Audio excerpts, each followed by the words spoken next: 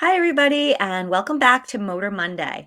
This Motor Monday is going to be a little different than some of the videos I've done in the past because April is OT month, and I'm going to be focusing on advocacy for occupational therapy in the schools. This is a hot topic for me, a complete passion of mine. As you can see in this image right here, I've got some graphic tees that I'm wearing, all different colors, all different kinds. I support USA, school-based OTs looking for change. This is the coalition that I started. It is a Facebook group, a social media group where school-based occupational and physical therapists can join, and we are working together to advocate nationally for change. And a lot of people have questioned, what exactly does that mean? Why are OTs treated differently in the schools? And I wanted to just share a little bit of information about that in the spirit of OT Awareness Month and OT advocacy. So, I'm going to be sharing a little bit about my journey as an occupational therapist. As a new grad, I first became a contract OT and then I became a district OT. And it was a little bit of ups and downs, some roller coasters. And here's why. My first job, I started off as a contract occupational therapist, and I never planned on working in schools. I actually really planned on being a occupational therapist for spinal cord injury and traumatic brain injury patients. That was my passion. And when I went to OT school, that was what I honed in on, paid attention to. So when I got out of school and there were no hospital jobs, I was pretty bummed. I got a job working in a school as a contract OT. And I had some concerns because I was a brand new grad. And as a contract OT, I noticed a few things that didn't sit right with me. I didn't have a mentor. So I was all on my own and I had to really wing it. I was using my textbooks to figure out how to do my job. There really wasn't any supervision at all. And I noticed that I wasn't a part of the staff in the buildings where I worked. Number one, because I was working in 11 different buildings in 6 different school districts in my first year as a brand new grad. So I spent a ton of time in my car and I was by myself all the time. I didn't feel like I was part of the team. The great thing, though, is that I found a mentor.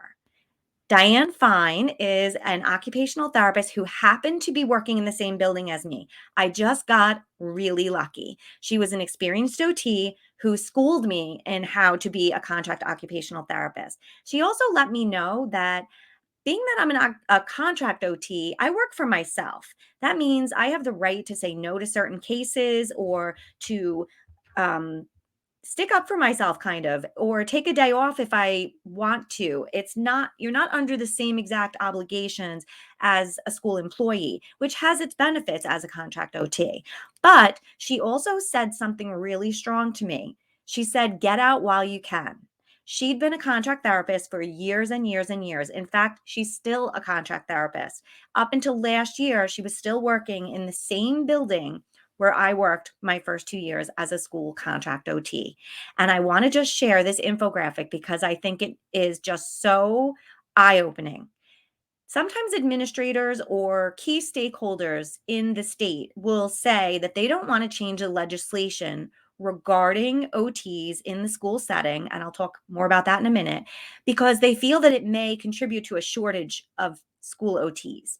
The thing is, there may be a shortage of school OTs only because it's not a job that is being presented in a way that makes it desirable. In many school districts, OTs are contracted.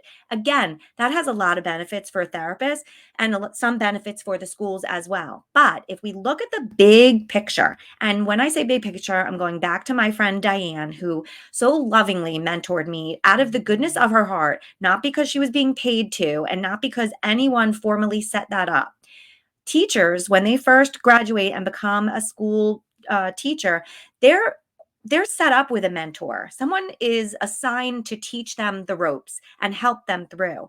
OTs generally do not have that. And it's a shame because everybody needs mentorship when they're first starting. But anyway, back to my friend Diane. She shared with me that when she first started working, actually, this was when I first started working in 1997. The prices of a gallon of gas was $1.23.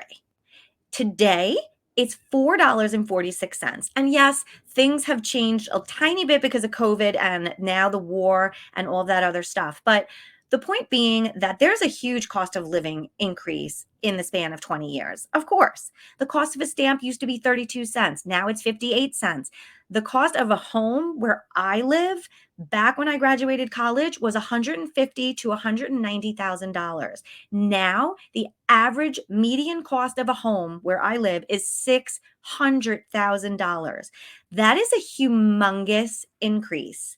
However, if we look at the bottom numbers on this infographic, the rate that a contract therapist is paid has barely gone up. It has barely gone up. So, my friend Diane here, who has been working diligently in the schools for the children as a part of the school community, has had hardly any of a rate increase in all these years. So for Diane, this worked. She didn't need the benefits, she loved the location, and the flexibility was really important to her. So she was aware of what was going on and how this would impact her long term. But for her, being a contract therapist in this situation just worked. But her advice to me really resonated. So while a teacher, years later, every year gets cost of living increases, and they have these wonderful opportunities to get more continuing education credits to boost their salary, contract therapists are not afforded that opportunity. So that's why there may be a shortage of highly qualified school OTs. And again, when I say highly qualified, I mean OTs who've been working with children for years, OTs who are experienced, who know about special education, who know about occupational therapy, not brand new grads. And brand new grads are awesome. There's, as I said, I started off as a brand new grad, but I wasn't highly experienced. And I really needed the mentorship that the wonderful and amazing Diane Fine gave to me. So when we only use contract therapists, it is putting the whole profession and the school and the children and the therapists at a disadvantage. So while it may save a little bit of money in the short term, in the long term, you're not going to be retaining therapists who want to advance in the school setting. So after I was a contract therapist for 2 years and Diane said to me, get out while you can, I decided that's it. I'm getting a district job. And luckily, so luckily, I did. So I started working in a school district and I loved it. But you know what? I was still a little different. Now I'm only working in one district. I was working in a few different buildings, but as a district OT, I expected to still be fully part of the staff. However, I was placed in the civil service union rather than in the teachers union with all my friends and colleagues. So every Wednesday, they wear a red shirt. I don't. I don't have a red shirt because I'm not in that union. And not being in that union really impacts me. It impacts my pay and it impacts my role within the district. It also made me realize that I have no way to advance in the school district. So, as I first started in the district, I loved it. And I was actually able to help out in the administrative offices. And I was a leave replacement for the preschool chairperson for almost a year. And I learned so much about school administration, and I decided that I was going to go back and get my master's because all the teachers are getting their master's. And back then, you only needed a bachelor's to be an OT. But I decided I'll get my master's. So I look into getting my master's in school administration because this is an area that I'm interested in, and I'm seeing how administrators can make such a difference in the school district for the children and the staff and everything else. And then I find out school OTs are not allowed to become school administrators in New York and in most states in the United States. There's only a very few states where the laws are set up that related service providers, OT and PT, are allowed to advance. So in New York, in order to become a school building leader, like a principal or a chairperson or a department head, you've got to go to school for the certificate. In order to get accepted into the program, you've got to have a teaching certificate. So all of these employees here on the left that I'm listing, school attendance teacher, school counselor, school dental hygiene teacher, school psychologist, and school social worker, they're all considered pupil personnel. So they have a teaching certificate as that profession that they are. And then you have a whole other category of people who are teachers. Those are classroom teachers and speech and language therapists. They're considered teachers. All of these professions have what we call an educational credential. And because of that, because of the way this is set up in the New York State Education Department, and again, in many other state education departments, they're eligible to take the coursework to become a school building leader or a school district leader, which is even higher up, such as a superintendent or something like that. So, as I started applying to school administration programs, I'm in my third or fourth year as a school OT, and I'm thinking as I read the requirements, 3 years of teaching. Okay, should be good, no problem. But I started getting rejection letters, and I was really surprised by this. So, then when I researched it and I found out school OTs are not permitted to advance in the school setting. We're not permitted to even take the coursework to get the administration certificate. So, a teacher, a social worker, a guidance counselor, a school psychologist, and a speech therapist, they all have the ability, if they wish, to pursue a formal leadership position. They can advance both financially and in positionally. They're able to climb that career ladder if they want to, but OTs don't. So essentially, we're going to school, we're doing the same work as them, we're working with children, we're working the same hours, we're fulfilling children's goals on their IEPs, but we aren't afforded the same opportunity. So this is not equity. This is not parity. And I've been very vocal about this for many, many years. And I wanted to create this video just to explain how this is so unfair and so unreal. And there's a lot of things changing in the school districts, and I should say in the education departments right now, particularly because of COVID. And there is a massive shortage of teachers that is going to be impacting America very shortly.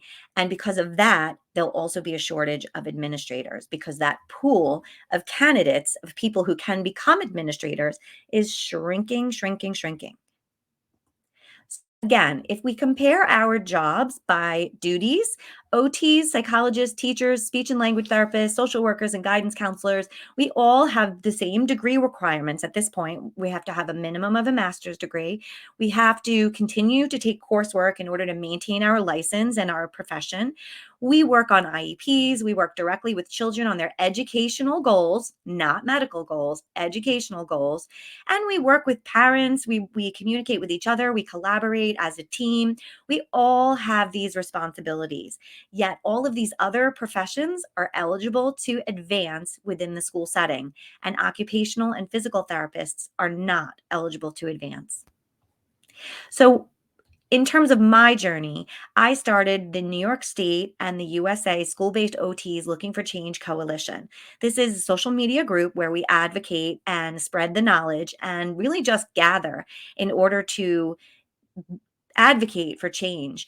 Right now, there's a lot of things happening in the education department, as I said. So it's a perfect time to step up, to advocate for change, and to really showcase the inequities that are impacting related service providers.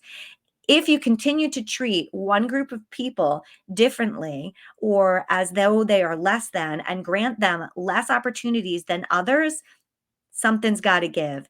People are going to stop working in that school environment. They are going to stop contributing as much. There's so many things that OTs can contribute as leaders and PTs as well. If you think about this, a physical therapist or an occupational therapist, we have all of this medical knowledge, we have um, in-depth knowledge about childhood development. Occupational therapists have have mental health background information. We have so many unique qualifications that can really add to that conversation at the leadership table. And when it comes down to it, we really should just be affording everybody the same opportunities to advance. Maybe not everyone wants to be a leader in the school setting. That's okay. But for those who do, we need to advocate for them to have that opportunity. So I'm excited today to share this information with you. I hope that it's something you'll share with others. We need for people to know this information. Many OTs aren't even aware, and many PTs aren't even aware that this is the way the laws are set up. They may realize that they're treated differently, but they just might not know why. And I'm going to be making a few more videos this month about this topic, so I hope you'll tune in. If you enjoyed this video, please share it with your friends, especially your OT and PT school friends. We need to band together. We need to share this information.